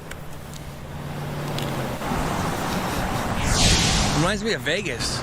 I got that feeling. It's different. What do you think about that? You like the Vegas feel? It's different. I don't know if I like it or not. It's different. And we did find a couple people who liked all the billboards and the digital kiosks. The city is not commenting about them now because of pending litigation. I wonder if people are distracted driving. I think it makes it look, you know, alive yeah. and like there's stuff going on all the time. Well, there's definitely stuff going on. Yeah, during the World Cup, I noticed all those kiosks and it just brought life and energy. Not that Inglewood didn't have that, but yeah, it definitely also changes the landscape. So yeah, I see both sides. Yeah. An LA County urban search and rescue team returns from Columbia. The firefighters and several county public works structural experts sent last week to assist Columbia's first responders, that is. And Columbia was struck, as you may recall, by that magnitude 7.4 earthquake on August 10th. The quake killed hundreds and trapped thousands more in the rubble of the collapsed buildings. Team members say the aftershock kept them on edge throughout the mission. There were things that were moving while we were there, so we always had a plan in place of where we were going to go. There's just, heads on a swivel. We're looking around. We're looking for where our escape zones are. But if you're on a pile, it's dangerous. And mainly with the buildings that haven't collapsed yet, you're kind of constantly looking over your head and seeing things and bricks that are falling down and facades, and want to make sure you don't have things over our heads that are gonna fall on us. The department also sent a team to Venezuela in June to assist in search operations following a pair of earthquakes that obliterated portions of the country's central region. President Trump has his sights set on the midterms today as his Treasury Secretary tries to pressure Iran and tamp down borrowing costs here at home. Let's go to Douglas Zader, who has more from Washington this morning. Just over 2 months to go until the midterms as Vice President J.D. Vance heads to Ohio today, and President Trump will be in South Carolina. Air Force One heads south today as the president stumps for Senator Darlene Graham in South Carolina, who's facing a runoff next week against fellow Republican Ralph Norman. He knows that I will stand with him and fight for his agenda just like Lindsey did. Trump hoping Graham will advance and remain a steadfast ally, just as her late brother Lindsey Graham had been on a range of issues, especially Iran. We are going to squash the economy of this murderous regime. Treasury Secretary Scott Bessent previewing actions he says he'll announce on Monday to further isolate Iran's economy. That will likely prevent a return to all-out war, he says, and eventually bring down gas prices. We've got a spike in oil prices today that I don't really understand. Our announcement is for economic action, and I think that the economic action will mean that oil prices will come down sooner. But after a big sell-off yesterday on Wall Street, the administration has its own economic challenges here at home. Bond yields continue to rise despite efforts to bring them down. That increases borrowing costs, with Democrats already framing their own messaging for the midterms. That's why I think we are on track for a big Democratic sweep in November, because people can see what's going on here and they don't like it. Gas prices have been rising again, even as the administration tries to get more and more traffic through the Strait of Hormuz. In Washington, I'm Doug Lusader, Fox News. All right, let's take a live look at the big board right now. Oh, in the green on this Friday with the news of what's happening in Washington and Iran. Good prediction right here, up 418 points at this hour. Oh, in the green on this Friday. The President and First Lady hosted an event at the White House for the administration's Fostering the Future Together initiative. There it is. The initiative expands academic opportunities for young Americans who are transitioning out of foster care system. First Lady Melania Trump says the plan will help shape the lives of America's youth. The greatest investment America can make is not in technology, infrastructure, or capital markets.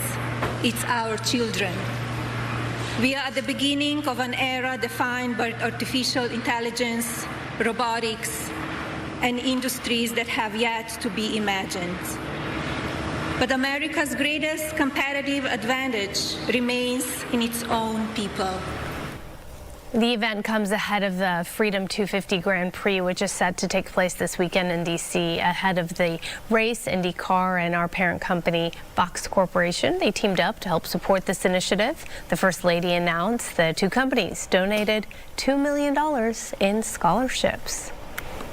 Oh, that's wonderful. Foster the future. We've got to look at your future forecast, and it's going to be hot, toasty. Temperatures already quickly rising.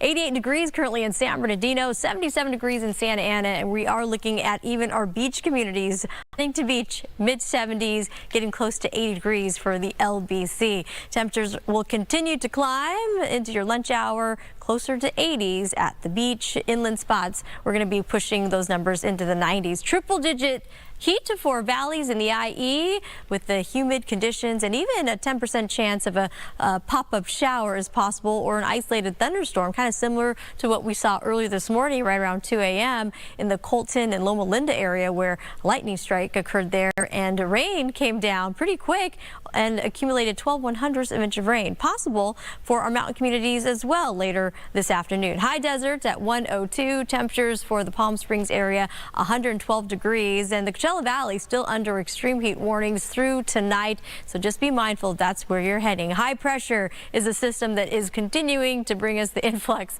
of not just the humidity but those rising temperatures. It's not going to budge much, so moving into the rest of this weekend and into next week, we are anticipating those hotter than normal temperatures. Here's a look at our Ontario trend, triple digits, and climbing could top out to about 104 degrees by Tuesday. Just be extra careful, and as I mentioned, taking a look at our future pattern, not going anywhere. That's going to be what's going on in the upper levels of the atmosphere.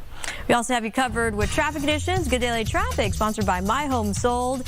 And unfortunately, we still have this hot spot. We're going to take you out to this bus fire. This is impacting the eastbound side of the 60 at Azusa Avenue. We have Gigi there bringing us live reports, and speeds down to 7 miles an hour. That signaler will remain in place until further notice, and even the westbound stretch being impacted by this investigation. We have a live Caltrans camera look. The camera bounces a little bit through Brea, a little breezy through that stretch. The 57 northbound, southbound side continues to move along. Here's a look at some other traffic hotspots. Hi, I'm Adrian with My Home Sold, and we want to buy your house. We buy any house in any condition. No commissions, no closing costs, and no repairs. Go to myhomesold.com for a free same-day cash offer. That's myhomesold.com.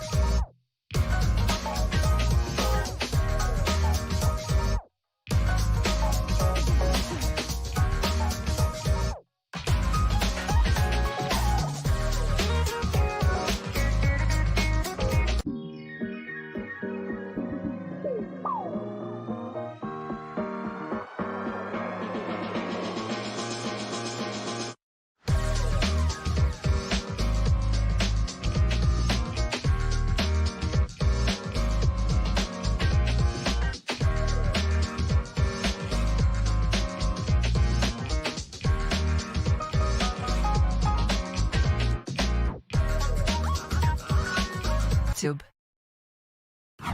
New this morning, another day, another water main break. The latest problem happening in Los Feliz. Water could be seen flooding areas along Hillhurst Avenue before it was shut off by the LADWP rather. This is the second water main break in as many days. Yesterday, crews responded to a break in the Westlake neighborhood. Happening today, a back-to-school showdown brewing at Cal State LA and Cal State Long Beach. Teamsters and other CSU employee unions set to rally during convocation events today. Workers are demanding raises and better working conditions. Union leaders say thousands of workers have been left waiting on promised pay increases as negotiations with management continue. You'll want to avoid driving the southbound 405 freeway through the Sepulveda Pass this weekend. Starting at 10 o'clock tonight, Caltrans will reduce the southbound 405 to 3 lanes due to pavement work between Ventura Boulevard and Mulholland Drive until 5 o'clock Monday morning. The Highway 101 connectors to the southbound 405 and 3 off-ramps in that area will also be closed for the weekend. The northbound 405 will not be impacted by this weekend's work. In an effort to get e-bikes off the streets, Orange County will host a buyback event, much like gun buybacks, where people can actually exchange their e-bikes and e-motorcycles for gift cards worth up to $1,000. It's happening September 13th at Angels Stadium. The first 75 people will also receive 2 tickets to an Angels baseball game. We want to get these illegal bikes off the street. We want to incentivize parents to turn in these bikes, especially if they've been modified. And so we're trying to provide a financial incentive, Angels tickets, and we want people to turn in these bikes, and we're going to destroy them. Orange County DA Todd Spitzer says all working and non-working e-bikes and e-motos will be accepted, no questions asked. Again, it's happening on September 13th at Angel Stadium. Opening statements could begin today in the Los Angeles trial of Grammy Award-winning rapper Lil Durk, who is charged for a murder-for-hire plot. Jury selection started yesterday, and prosecutors say the Chicago rapper put a bounty on a rival rapper's head in 2022, directing members of his crew to carry out the killing in Atlanta of Atlanta rapper Quando Rondo. But prosecutors say instead the cousin of the intended target was killed near the Beverly Center 4 years ago. Lil Durk, whose real name is Dirk Banks, has pleaded not guilty. If convicted of all counts, the rapper could face a mandatory life term in federal prison. Happening today in Las Vegas, jurors in the Tupac murder trial are expected back in court after hearing a recorded prosecutor's call critical to their case. Jurors did listen yesterday as prosecutors played a taped 2008 interview which featured Dwayne Davis. In the recording, Davis is heard telling detectives that his nephew, Orlando Anderson, fired the shots that killed Shakur in 1996. Former LAPD detective involved in this interview took the stand on Wednesday. So we handed the gun to Dre in the back seat, Andre Smith. He was afraid to shoot. Mr. Anderson grabbed the gun and shot across Mr. Smith into Mr. Knight's car that Mr. Tupac Shakur was in with Mr. Knight.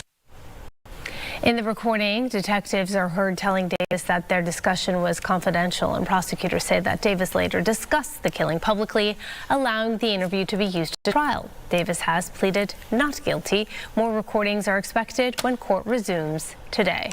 A big legal bill coming for Prince Harry and 6 other celebrities who lost their invasion of privacy case against the British tabloid The Daily Mail.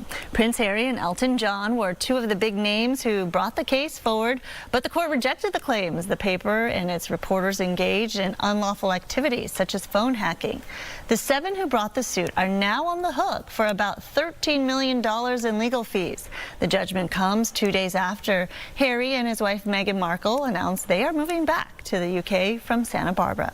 Harry's invasion of privacy suits against the tabloids were alleged one of the primary points of contention in the falling out with his father, King Charles, and brother, Prince William. Meanwhile, Madame Tussauds in London, look, has updated its Harry and Meghan display. Now, the couple is moving back to the UK, as you know. The museum did add those suitcases. The couple expected to live in a non-royal property outside of London. Their 2 children have already enrolled at British schools for the fall. You'll have to wait until next year if you want to get tickets for the LA 2028 Olympic Games. There will be no more public ticket draws this year. The first round of sales already topped 6 million tickets. No date has been set for the next round in 2027, but it will be first come, first serve format for all sports. And the next round will include ticket sales for the Paralympics and resale program. Purchase limits used in the initial rounds will also be lifted. Buyers will need an LA 28 ID, but will not have to register for a draw. Four-time Formula One champion Max Verstappen has agreed to a contract extension with Red Bull Racing through 2030. So the Dutch champ said that he would have been more likely to leave the sport than join another team. And there was media speculation that he would jump to Mercedes or McLaren. The 28-year-old has been with Red Bull for his entire Formula One career, and he says it feels like a second family, and he does hope to spend his entire career behind the wheel with Red Bull. I could feel the adrenaline coming from the screen. Feel the need for speed. He's loyal. I know. For Red Bull. All right, we're going to take a break. We'll be right back.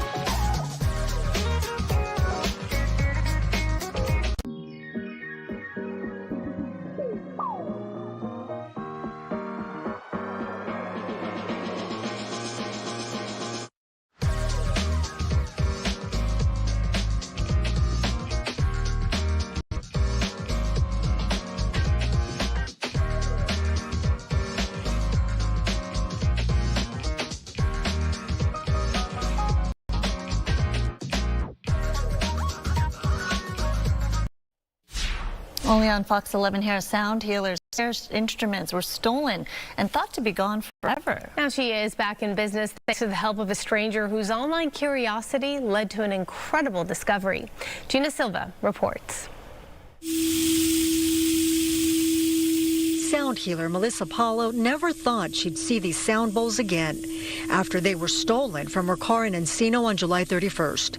She posted this emotional video after discovering they were gone. I am so heartbroken. I just came outside and Somebody broke into my car and stole all of my sound instruments, everything that I have, everything I've collected for years.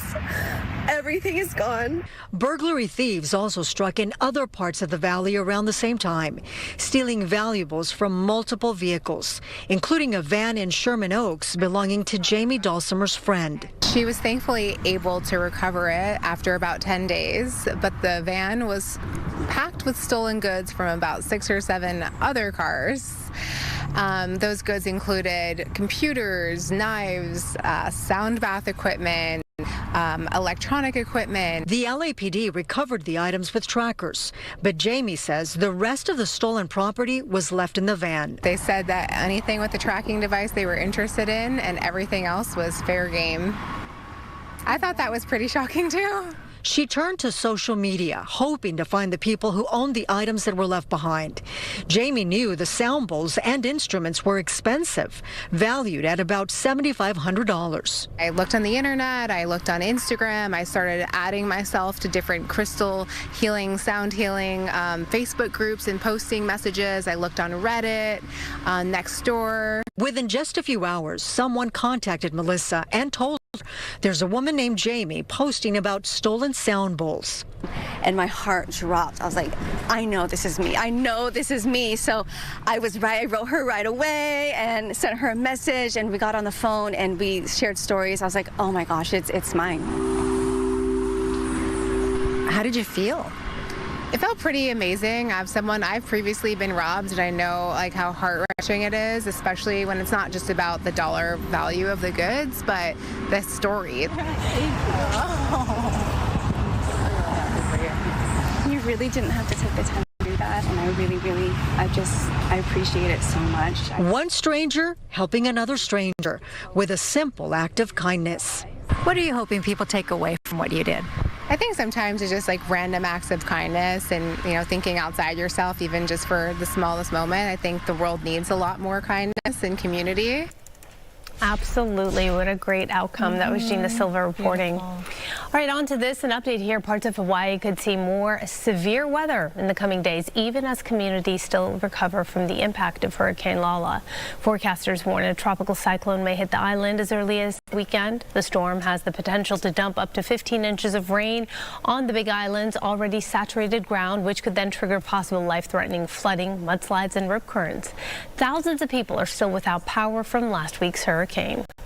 I was in the yard, walked through, got my camera for take pictures of a little bit of water, looked up, I see my chicken coop was moving, ran in the house, tried to get everybody out. So fuel is a big thing. A lot of people had damages to their vehicles. They're unable to even leave town to get more supplies, get fuel, water.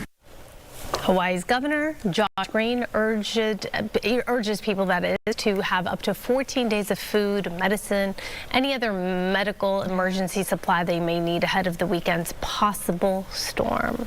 They can't catch a break. We've got more severe weather in store for the Hawaiian Islands, possibly. Good day, LA weather brought to you by Resolve Group, and we've got a look at the Eastern Pacific, which we are in an El Nino year, a super El Nino possibly brewing. Sea temperatures are warmer than normal, and that's what's leading to all this activity. We were tracking Hurricane Lala that did make its approach across Hawaiian Islands last weekend at a Category 1. It has now moved into open waters with wind speeds at 100 miles an hour. Again, no impacts here, but this tropical depression just off the way there, offshore, just southeast of Honolulu, it's expected to increase in intensity and become the next tropical system. Arrival time perhaps coming up this weekend. So we've got a close eye on that. Temperatures back here in Southern California will be hot. It will be humid. We are seeing that influx of humidity courtesy of the subtropics, and it's being pulled in by that area of high pressure, and it's going to remain very similar into the weekend. We've got 90s and triple digits and temperatures, again, hotter than normal. Now send it over to Stu with breaking news over Pursuit. Hey, good morning, Samara. Good morning, everybody. Yeah, it's a burglary suspect and possibly armed. Started in the North Hollywood area. Now we're in Encino, on the freeway and off the freeway. And believe me when I tell you, we're ear hustling some of those LAPD officers down there. And I'm telling you, they are going by the book. It is unbelievable listening to these guys talk. Very professional, very courteous to each other, and also very planned on what they might be doing to bring this to an end. Now, they'd have the helicopter overhead. Cue the helicopter. There it is. And then you can see the number of pursuit vehicles that they have there. Now, they might actually bring it down a little bit because, like I said, it is a very professional pursuit today. We're actually talking about how many officers are in pursuit. What do they have on board? Can they do a pit maneuver? Can they use spike strips? All that has already been discussed. Right now, though, on surface streets, you can see it right there at Oxnard and on White Oak, creeping through the light. But for the most part, we haven't seen any extreme high speeds. So when we was on Burbank Boulevard, after you got off the 101, there was a little bit or a few moments there where we actually got into what would be considered speeding, but never any kind of extremely high speeds. And we haven't seen any aggressive moves by the driver. They have definitely cleared the possibility of a pit maneuver if possible and speeds permitting. But right now you can see this pursuit moving along. That person behind the wheel, burglary suspect, armed is the question. LAPD in pursuit. They want this to end peacefully. They don't want anybody hurt, even that suspect. Well, it seems like this individual is picking up speed, and there's not much traffic at this point. It is 10:30 on a Friday, but you know, all of that can change, Stu. Everything can change, especially on the pursuits, and that's one of the reasons why we don't try to be too light when we're talking about these, because these are very serious. In a minute, somebody could lose their life, but most of the time we just see these come to a peaceful end. This driver, seems to be a male behind the wheel. We would kind of got a better look at him earlier. That's the reason why I'm the pilot. Second, we got the pick back, and you can see him behind the wheel there. Look, you can feel the tension. That's the only thing I can say, is you can kind of feel the tension for that driver. Definitely has a destination. Don't know what that destination is clearly, but the way this person's been driving definitely wants to get to a certain place. Looking in the rearview mirror, knows for a fact that there's officers behind him. Again, though, hasn't made any attempt to pull over or to surrender. LAPD, they've been behind him. They're very professional this afternoon. Not that they ever aren't, but today a little extra for some reason. The helicopter above still making the calls. Other officers from LAPD in the area might not be in the pursuit, but are close by. If this does come to an end and that suspect gets out and runs, I have a feeling we're going to see a lot more officers just kind of appear out of nowhere. Right now, though, waiting to see if they use the pit maneuver or possibly spike strips to bring this to an end. Right. When you say professional, I think they're being cautious, right? Just this week, we talked about a pursuit that ended in the vehicle crashing into a few parked cars in one neighborhood, and that's certainly something that law enforcement thinks about before they really engage a pursuit suspect like this. So they kind of weigh the options and weigh the factors that could be a real detriment to the community out there as well. You know, we've talked about this in the past, and right now we're making our way on Van Owen back over towards Van Nuys Airport. It might be a little bit of an issue for Skyfox. Van Nuys works with us all the time. Hopefully we won't have an interruption of the shot. But I can tell you, to your point, is, you know, this is kind of what's always going on with all of these pursuits. And I've said it in the past, and I wholeheartedly mean it. It's one of those things where I wouldn't want to be the person to make that decision. Do you back off? Do you not back off? Do you let it go? Or don't you? And the reasons why is because that suspect might not slow down. That suspect might just continue to drive recklessly. There still might be problems. And maybe the lights and sirens would be the deterrent, or the possibly make it so that there isn't somebody injured in the pursuit, warning the public as it would be, or just maybe that last bit of, you know, hey, they're not backing off. I'm going to get pulled over anyway. I'm going to jail. Whatever it is, I just always say to myself, I would not want to be the one to make that decision. LAPD, they are all very professional. This morning, though, you can see they've actually backed off a little bit. The helicopter is definitely tracking. And like you said, maybe they are a little cautious after that last accident we were reporting during the week. Right now, though, this vehicle kind of blending in with traffic. But as far as law enforcement not being there, that's not the case. They just have backed off to give this suspect a little breathing room. And, of course, they're going to monitor from the air. And the officers, believe me, they are nearby. If this comes to an end, they'll probably be right there to take that suspect into custody. I feel like part of it is that this individual may feel as though, oh, did I get away? They backed off. You know, I'm making my escape, unaware that he is, in fact, being tracked. Definitely. The tracking is one of the things that LAPD uses quite often, and there they are right there behind him again. Just like so that was short-lived. It was very short-lived tracking. But you can see how this person and other cars on the roadway, you know, kind of responding to those lights and sirens. Right. Kind of working around there. They probably hear that. And, you know, what you're supposed to do is get off to the right. Maybe those sirens aren't even on. Maybe it's just they are just basically right behind him without the sirens.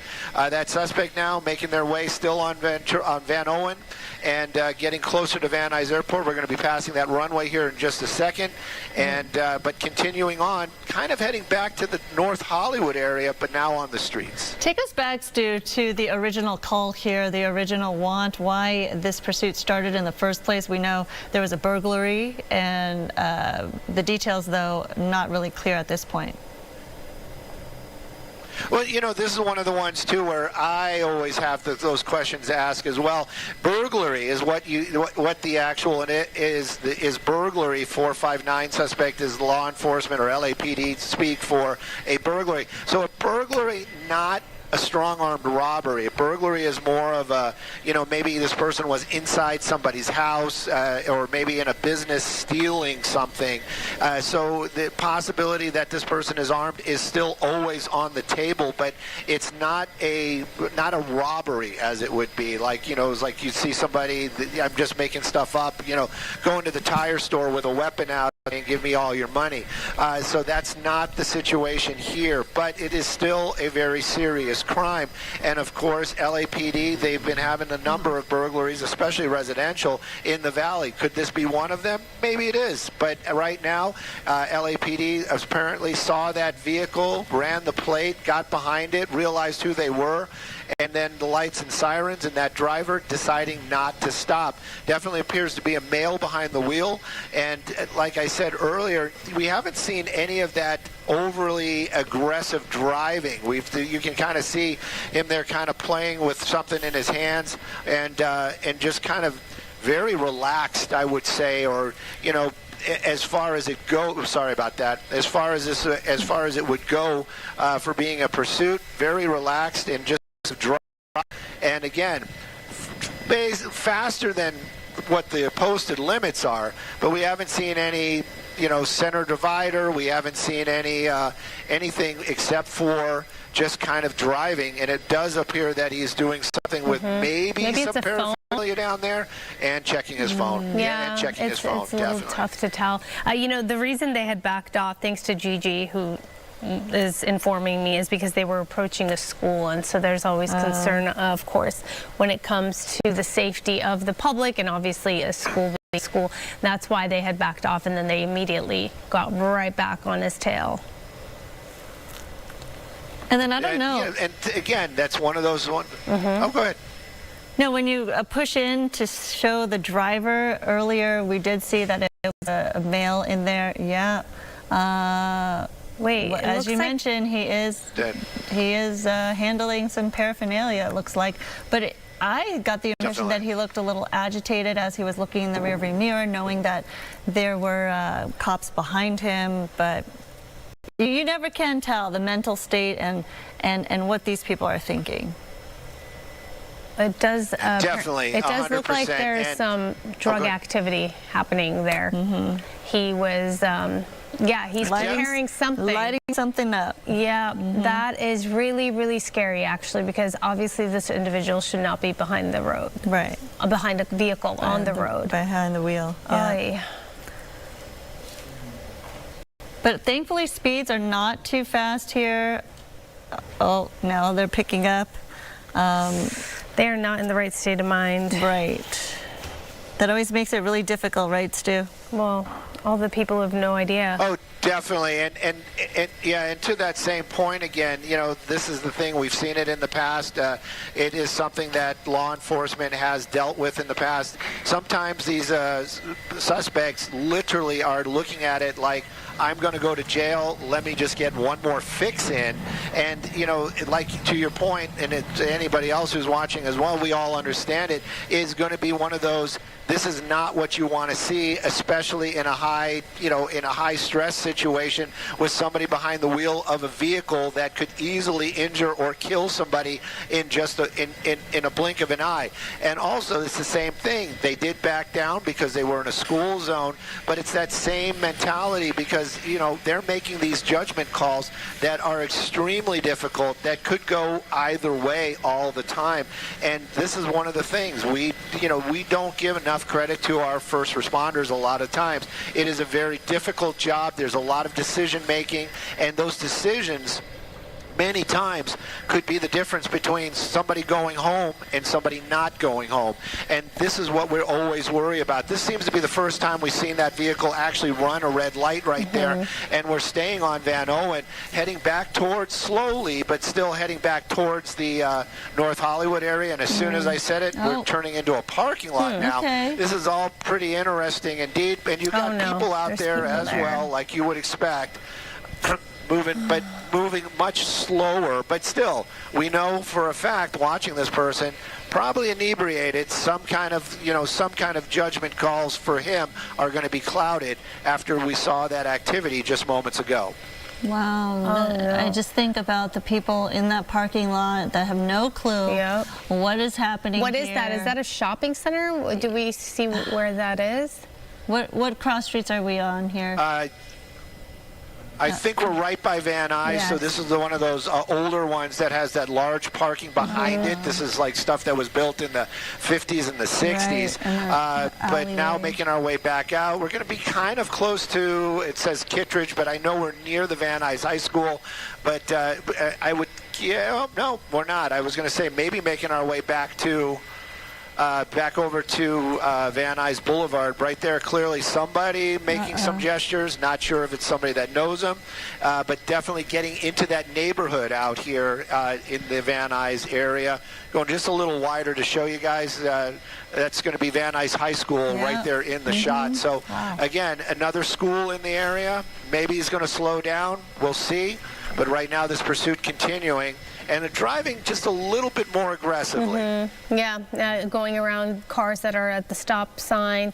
In the beginning, we did see this person stop at the red lights, but we did see him not do that just recently. So, yes, it seems like whether the impact of whatever he's doing related to the drugs in the vehicle or now having him act out, or maybe he's just getting agitated. Obviously, we're speculating. We have no idea, but we are monitoring some kind of a behavior change. Little bit of a behavior change, and probably not for the better. Making our way back onto Kester now, and but we're going to be still very close to that high school, Van Nuys High School, as it would be. But around the backs up, no, we're definitely not. We're going to stay in these neighborhoods, making our way. The next major would probably be Sepulveda Boulevard if he stays on this road. But again, into another neighborhood out here, a little bit slower driving, which is a huge plus for all involved, and law enforcement still behind him. As far as that pit maneuver goes, I'm still hoping that they will bring this to an end. But you kind of see they've kind of backed off again, once again.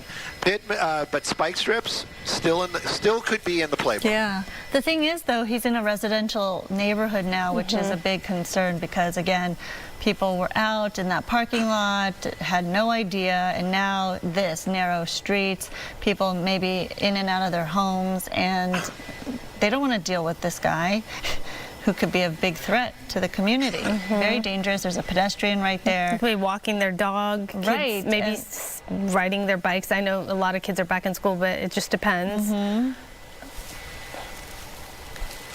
Yeah, a lot of kids back in school. Them being in the school probably going to be a huge plus. But anybody that may be on the roadway right now, especially with that impaired driver behind the wheel, and even though it is a relatively slow speed pursuit, getting a peek where the law enforcement is, they're still right behind him. And this might be one of those ones where this guy just drives around until he feels like, you know, he's just going to decide to pull over. And that might be a good thing, but also it might still be very dangerous. This person clearly inebriated and you know, driving a vehicle. Maybe he's going to miss something. Maybe there's going to be a problem. That's one of the reasons why we always watch these, and we're always